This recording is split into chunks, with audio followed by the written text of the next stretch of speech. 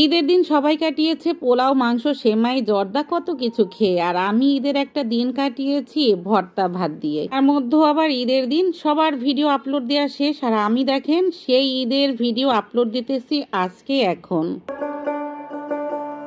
Hello everyone, আসসালামু আলাইকুম। কি অবস্থা সবার? সবাই কেমন আছেন? আমি তো আলহামদুলিল্লাহ ভালো। নতুন আরো একটি ভিডিও দেখার জন্য সবাইকে ওয়েলকাম জানাচ্ছি। এটা ছিল ঈদের দিনের ভিডিও, আর এই ভিডিওটা আপলোড দেওয়ার কথা ঈদের দিন কিংবা ঈদের পরের দিন, আর আমি দেখেন সেই ঈদের ভিডিও আপলোড দিতেছি এই এত দিন পরে। মানুষের ভিডিও আপলোড দেওয়া শেষ আর আমি যেন সময়ই পাচ্ছি না। যাই হোক, বকবক করতে করতে এদিকে আমার বর কিন্তু অনেক সকালেই নামাজের জন্য রেডি হয়ে চলে যায়, তো সেই জন্য আমাকে ফজরের নামাজের পরই মিষ্টান্ন জাতীয় খাবার রেডি করতে হয়। তো আমি সেমাই রান্না করে নিয়েছি ঝটপট, আর ঈদের দিন মিষ্টি মুখ করেই ঘর থেকে বের হওয়াটাই উত্তম মনে করি। তো সেই জন্য এই যে আমার ছেলেটাকে খাইয়ে দিচ্ছি। ওর তো এত সকালে ঘুম থেকে উঠে খাওয়ার অভ্যাস নাই, তবুও জোর করে খাইয়ে দিলাম। ঈদের দিন সবাই মিষ্টি মুখ করবে, আর কুট্টুর সোনা মিষ্টি মুখ করবে না তা তো হতেই পারে না। তাকেও একটুখানি দিয়ে দিলাম।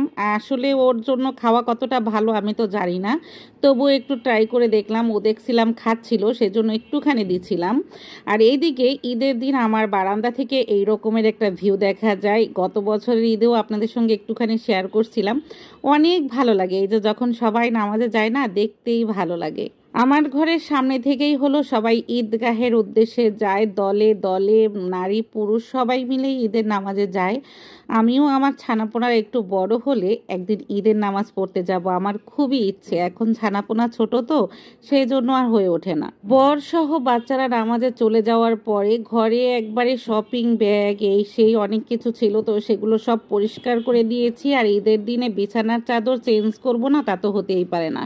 ঈদের জন্য আমার দুইটা খাটের জন্য দুইটা বেডশিট কেনা হয়েছিল, সেগুলোই এই যে দিয়ে দিলাম। দুইটা চাদর একই প্রিন্টের, শুধু কালারটাই ভিন্ন ছিল, তো চাদরগুলো দিয়ে দিলাম। আর এই সাইড থেকে একটু গুছিয়ে নিয়েছি। এবার আমার রুমের খাটিও দিয়ে দিলাম। আর সকাল থেকে কিন্তু রোদ ছিল না, একদম মেঘলা ওয়েদার ছিল। যখন 10টা সাড়ে 10টা বাজছিল ঠিক ওই সময়ের দিকে রোদ পড়ছিল। আর এই যে দেখেন আমার আমার সোনা ও হলো নামাজ থেকে চলে এসেছে, এসে তার নতুন ঘড়ি নিয়ে সে ট্রাই করতেছিল। আর এইদিকে এই যে ঝাপসা ঝাপসা রোদের আলো আর কি খাটের উপরে পড়তেছে, সেটাই আপনাদের দেখানোর চেষ্টা করছিলাম। কিছুক্ষণ আগেও কিন্তু রোদ ছিল না, এই যে রোদ উঠে গেছে। ঈদের দিনটা কিন্তু ওয়েদার এখানে খুবই ভালো ছিল। বেশি রোদ থাকলে বাচ্চারা একটু ঘোরাফেরা করতে পারতো না, তাই রোদ ছিল না, তাই ভালো ছিল। ননদ তার বাচ্চা সহ চলে এসেছে ঈদের সালামি নেওয়ার জন্য, তো তাদের জন্য হলো আবার সেমাই রান্না করেছি আলাদা করে। আমার ননদটা বাদাম দিয়ে, প্রচুর বাদাম দিয়ে পছন্দ করে, তাদেরকে সেমাই দিয়ে তার লাল টুকটুকিকে নিয়ে আমি এখানে রয়েছি। মাশাআল্লাহ বলতে কেউ ভুলবেন না। বুড়িটা খুবই ভালো, এত হাসে, কথা বলে, মানে ওর একটুও কান্না করে না। ও যখন জন্মেছিল হসপিটালে আপনাদের সঙ্গে শেয়ার করেছিলাম। ও মাশাআল্লাহ বুড়িটা খুবই শান্তশিষ্ট। আর এদিকে তারা চলে যাওয়ার পরে আমি এখানে ভর্তার জন্য শুকনা মরিচ, পেঁয়াজ, ধনিয়া পাতা নিয়েছি। এইটা হলো চিংড়ি শুটকি, কুয়াকাটা থেকে নিয়ে আসা। আমি অনেক চিংড়ি শুটকি নিয়ে এসেছিলাম, সেটাই হলো ভর্তা করে নিয়েছি। তাই বলে ভাববেন না যে আমি কিছু রান্না করি নাই। আমি কিন্তু এই যে পোলাও করেছি, তারপর এখানে গরুর মাংস করেছি।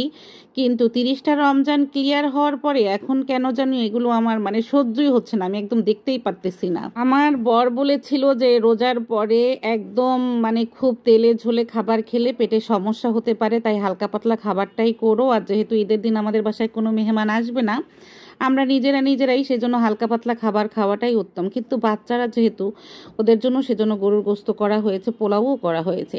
কিন্তু আমি একমাত্র আমার জন্যেই শুধু ভর্তা করেছি আর ভাত করেছি, যেটা আমার বর আমরা খুব ভালো করে খেয়েছি আর কি, খুব ভালো লেগেছে এটা খেতে। এইদিকে ঈদের দিন নাইট কোচেই আমাদের যাওয়ার উদ্দেশ্য ছিল, মানে আমরা ঘুরতে যাব ঈদের দিন রাতেই, তাই দুপুরে হালকা পাতলা খাবার। তো তারপর আর ঈদের দিন রাতের বেলা যাওয়া হয় নাই, সেই কথাই ছিল আমাদের যাওয়ার আর কি। সেই জন্য আমাকে অনেক কিছুই গোছাতে হয়। আমাদের নারীদের যদি কোথাও ঘুরতে যাওয়া হোক কিংবা বেড়াতে যাওয়া হোক, তাহলে কিন্তু অনেক কিছুই গুছিয়ে তারপর ঘর থেকে যেতে হয়।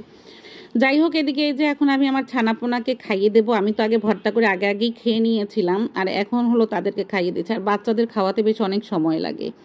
তো এই যে ওদের খাওয়ার সাবজেক্ট শেষ করতে না করতেই এখন আপনাদের সঙ্গে শেয়ার করতেছি কাচের চুড়ি কোন নারী না পছন্দ করে বলেন তো। আর এদিকে এবার ঈদে আমার বোনও ছিল না, তো আমাকে হাতে কে মেহেদি পরিয়ে দেবে। এখন আর ধৈর্য নিয়ে মেহেদি পরতে ইচ্ছে করে না, তো আমার বর হলো আমার জন্য স্টিকার নিয়ে আসছিল, সেই স্টিকার দিয়ে আমি মেহেদি দিয়েছি। তো যাই হোক, মেহেদি দেওয়া তো আর মিস করা যায় না, ঈদের একটা দিন। এই যে কেমন হয়েছে ছেঁড়া ভেড়া, যাই হোক মেহেদি তো হাতে লাগলো। আর এদিকে আমার বর দেখেন কত রকমের কাচের চুড়ি নিয়ে আসছে। কাচের চুড়িগুলো হলো আমার ছানাপোড়া একদম খুলে ফেলেছিল, তারপরে আমার বর আবারও এভাবে কাগজ মুড়িয়ে রেখে দিয়েছে। আর এই কাচের চুড়ি কে না পছন্দ করে বলেন তো। রেশমি চুড়ি তো ভীষণ ভালো লাগে, তাই না? ছোটোবেলা কাচের চুড়ি না হলে মনে হয় ঈদই হতো না। তো এবারও আমার বর আমাকে একবারে ভরিয়ে দিয়েছে কাচের চুড়ি দিয়ে, বিভিন্ন কালারের, খুব ভালো লেগেছে। আর আমি একটু ফিটিং চুড়ি পরতে পছন্দ করি, তো এটা পরতে গিয়েই ভেঙে যাচ্ছে, মানে এতটা টাইট। আর কাচের চুড়ি এত টাইট নেওয়াটা তো ভালো না, আসলে আমারই ভুল ছিল। আমার বর প্রথমে আনছিল কিন্তু একটু বড় সাইজ, আমি আবার তাকে দিয়ে পাল্টে নিয়ে আসছি। তো এগুলো একটু ছোট সাইজ, এখন পরতে গিয়েই ভেঙে যাচ্ছে। তারপরও কি যে ভালো লাগছে কি বলবো, কাচের চুড়ি আমার কাছে ভীষণ ভালো লাগে। ছোটোবেলাও হাত ভরে একবারে এদিক থেকে কনুই পর্যন্ত হাত ভরে কাচের চুড়ি পরতাম। আর কাচের চুড়ির মজাই এটা যে ভেঙে যাবে আর পরবো। তো এই ছিল আজকের শেয়ারিং, আজকের মতো আল্লাহ হাফেজ।